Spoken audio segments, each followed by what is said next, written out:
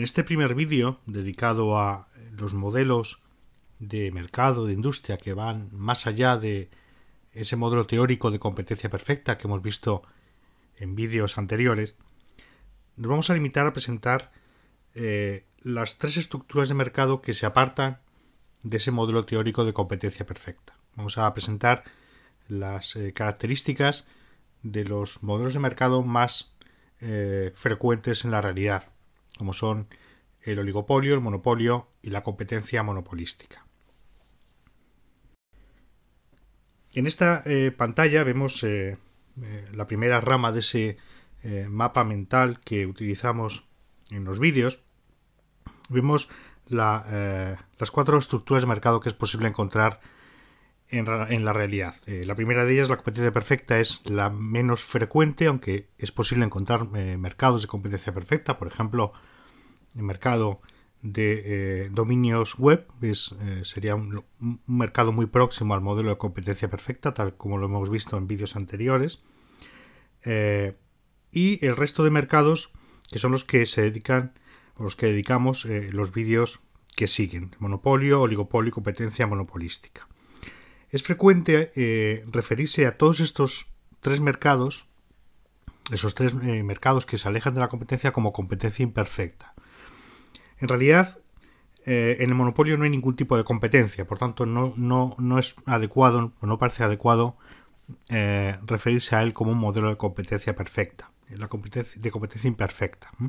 La competencia imperfecta realmente sería la competencia monopolística, porque es lo más próximo a la competencia perfecta que existe en la realidad, aunque tiene elementos de monopolio, lo veremos más adelante, y también hay algo de competencia en el oligopolio, pero también se aleja de la competencia perfecta por el número de empresas, mientras que en competencia perfecta es un número muy elevado de productores que son precios aceptantes.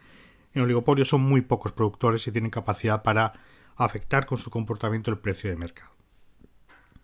La característica esencial o lo que distingue estos tres mercados de la competencia perfecta, y es un elemento común a todos ellos, es que tienen lo que se llama poder de mercado. Y poder de mercado es la capacidad que tiene una empresa, un productor, para fijar el precio de su producto en el mercado. En competencia perfecta el productor no tiene ninguna capacidad, es precio aceptante. Lo que diferencia, por tanto, al monopolio, al oligopolio y la competencia monopolística es que los productores en esos tres tipos de mercados, esos tres tipos de industria, tienen capacidad para fijar el precio al que vende su producto y para manejar también las cantidades que ofrecen.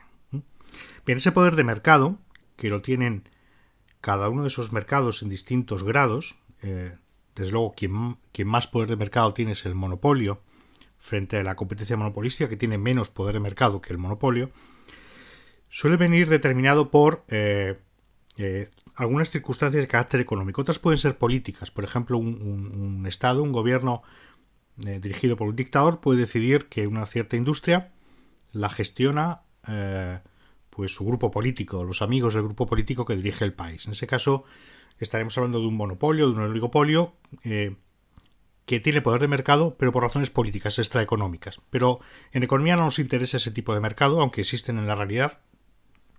Nos interesa ese tipo de barreras de entrada, que es como se llaman a esas circunstancias que hacen que la competencia perfecta no se pueda desarrollar y que contribuyen a que algunas empresas o una empresa tenga cierto poder de mercado para fijar el precio de su producto en el mercado. Bueno,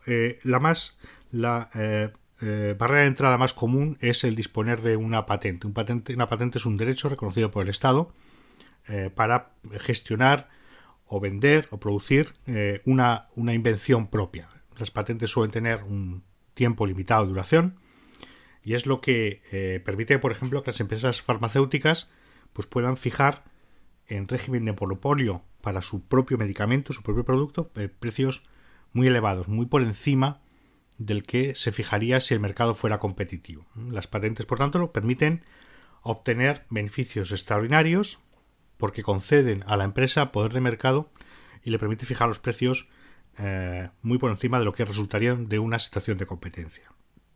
También es posible que una barrera de entrada lo constituya el hecho de disponer rendimientos de escala crecientes en la producción. Es lo que sirve para justificar o ha servido para justificar históricamente la existencia de los monopolios naturales.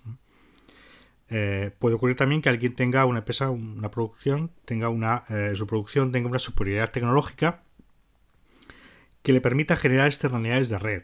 Es lo que ocurre, por ejemplo, lo que ha ocurrido cuando algunas empresas como Microsoft pues han podido vender las copias de sus sistemas operativos o de sus programas ofimáticos a precios que están muy por encima del coste marginal de producción, de lo que les costaba producir cada copia. Esa situación de monopolio, de poder de mercado respecto de los productos ofimáticos se derivaba de la existencia de externalidades de red. Es decir, se demandaba su producto porque otros utilizaban su producto. Mucha gente podía comprar Word o Excel o la suite Office porque sabía que en su entorno se utilizaba también esa suite, de manera que se estaban creando externalidades en red que le permitía a Microsoft fijar precios muy por encima del precio de mercado, del precio que se fijaría en competencia perfecta. Es cierto que existen todavía, o ya existen, alternativas en teoría libres a productos como la suite Office de Microsoft. Sin embargo, todavía se siguen vendiendo esas copias de Microsoft a un precio elevado, cada vez menos. Y es posible que esos competidores que por el momento ofrecen gratuitamente programas alternativos a Office, a Word, Excel, PowerPoint, en algún momento deseen ocupar el puesto de Microsoft y cobrar un precio superior al que se derivaría de mercado. Se podría decir que incluso puede que se estén trabajando en esta fase generando sus propias externalidades de red. También esas barreras de entrada pueden venir porque una empresa tenga un acceso exclusivo a ciertos inputs de producción. Es lo que ocurría, por ejemplo, con el fabricante productor de diamantes de Beers, que pues tuvo durante mucho tiempo y todavía mantiene el acceso exclusivo a gran parte de las minas de diamantes del mundo. Bueno, esas son las condiciones que interesan en economía para explicar por qué una empresa puede tener poder de mercado. Al margen de las razones puramente políticas, existen barreras de entrada económicas, patentes, rendimientos crecientes de escala, que es lo que justifica el monopolio natural, una superioridad tecnológica o el acceso exclusivo a determinados inputs. Aquí en esta tabla hacemos un resumen de las estructuras de mercado y sus características. En color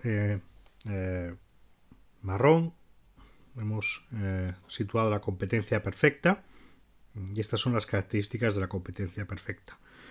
Esta es la principal diferencia entre competencia perfecta y competencia no perfecta o ausencia de competencia.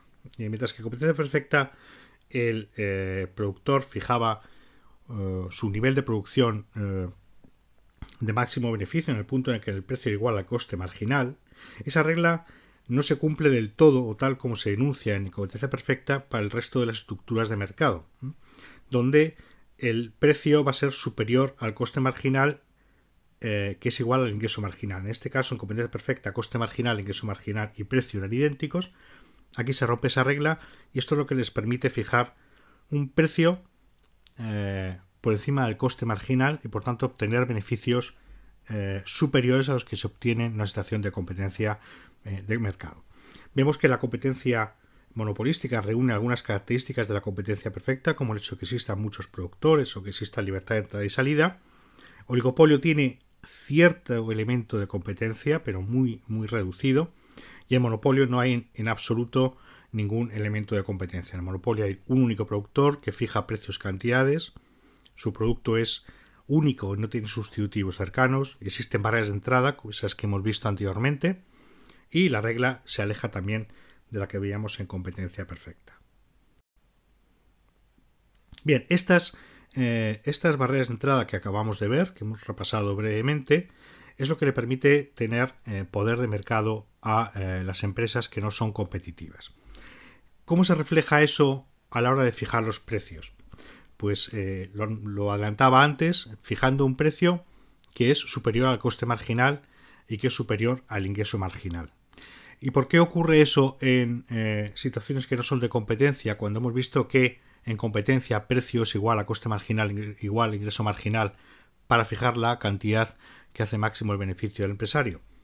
Pues la razón que permite tener ese poder de mercado es que la curva de demanda a la que se enfrentan o que afrontan los empresarios que no forman parte de una industria perfectamente competitiva, ya no es una curva de demanda completamente elástica, totalmente horizontal, sino que se enfrentan o afrontan una curva de demanda con pendiente negativa. En parte porque el mercado son ellos ahora. En el caso de monopolistas, claro que el mercado al que se afronta es el mercado en el que él es el único oferente. Eso significa que coste marginal, que precio o ingreso marginal ya no van a ser iguales, como ocurría en competencia perfecta. ¿Y por qué no van a ser iguales? Esta es la situación a la que me refería antes. En competencia perfecta, la demanda totalmente horizontal, totalmente elástica, y en monopolio, oligopolio, competencia monopolística, es una curva de demanda competente negativa, lo que significa que a medida que desciende el precio, la cantidad demandada aumenta, y cuando aumenta el precio, la cantidad demandada disminuye.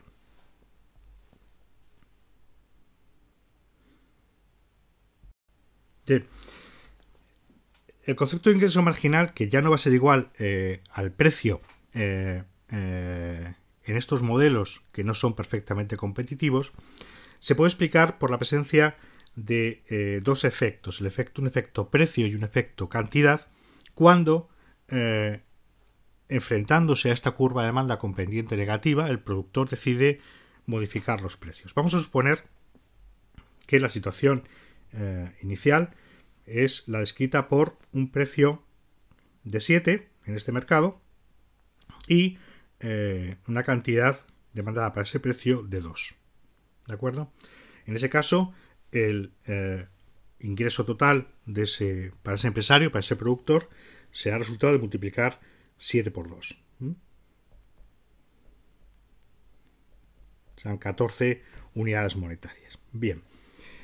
Vamos a suponer ahora que el empresario, el productor, decide bajar el precio. Bajar el precio al enfrentarse a una curva de demanda con pendiente negativa, aumenta la cantidad demandada. Pasa de 2 a 3. El ingreso total ahora será el resultado de multiplicar 6, que es el nuevo precio, por 3, la nueva cantidad, 18. ¿Cómo ha variado el ingreso total al aumentar en una unidad la cantidad intercambiada al pasar de 2 a 3? Pues el ingreso total ha aumentado en 4. Esto sería el ingreso marginal. ¿De acuerdo? El ingreso marginal de pasar de 7 a 6. Lo que ha ocurrido aquí es que se ha producido un doble efecto. Un efecto precio y un efecto cantidad. El efecto precio es el que está reflejado por este rectángulo naranja. Significa que al bajar el precio de 7 a 6, cada una de las unidades anteriores que vendía antes al precio de 7, la primera y la segunda, pierde 1 euro por cada una de ellas. Y sería la cantidad que pierde sería el resultado de multiplicar 1, que es la diferencia entre 7 y 6, por 2, que es la base. Base por altura es la forma de calcular el área de ese rectángulo. Por tanto, lo que pierde en su ingreso total por bajar el precio será el resultado de multiplicar 1 por 2. Es decir, el efecto precio sobre el ingreso total es perder 2 unidades.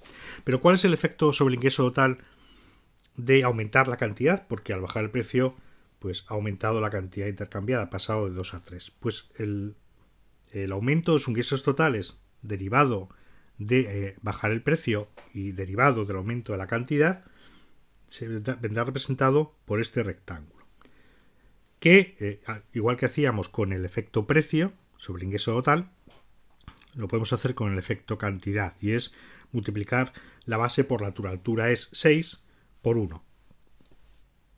6 por 1 es igual a 6. ¿Cuánto ha aumentado el ingreso total? ¿Cuál es el ingreso marginal de ese cambio? Pues tendríamos que ver cómo se compensa el efecto cantidad con el efecto precio. Por el efecto cantidad ha aumentado 6, por el efecto precio ha disminuido 2, el efecto total sobre el ingreso total es de 4, que es el ingreso marginal, el mismo valor que veíamos antes. Podemos calcularlo utilizando los valores finales del ingreso total o podemos calcularlo estimando el peso o el valor del ingreso del efecto precio y el valor del efecto cantidad. ¿Cuál es el efecto de todo esto? ¿Por qué nos interesa conocer que en ausencia de competencia el ingreso marginal ya no va a ser igual al precio y por tanto la regla de precio igual a coste marginal, ingreso marginal ya no se cumple como en competencia? Pues porque nos vamos a encontrar con que el ingreso marginal está por debajo de la curva de demanda.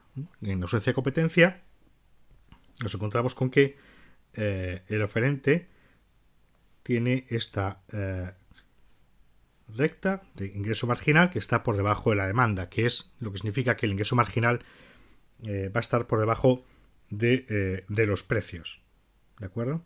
Y eso es una característica que hace que monopolio, oligopolio y competencia monopolística se alejen del modelo de competencia perfecta a la hora de fijar la cantidad que hace máximo el beneficio del productor, y en última instancia va a significar que eso, que no es más que poder de mercado, se traduzca en precios superiores a los que se producirían en situaciones de competencia y cantidades inferiores de las que se intercambiarían, se generarían en mercados perfectamente competitivos.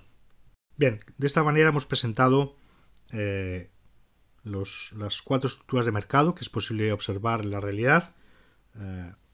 Vamos a tratar en este vídeo, en el resto de los vídeos, esos mercados no competitivos, monopolio o no perfectamente competitivos, monopolio, oligopolio y competencia monopolística, y vamos a ver cuáles son las características de cada uno de ellos, los efectos y las consecuencias que tienen para el bienestar de la sociedad el hecho de que existan ese tipo de estructuras de mercado.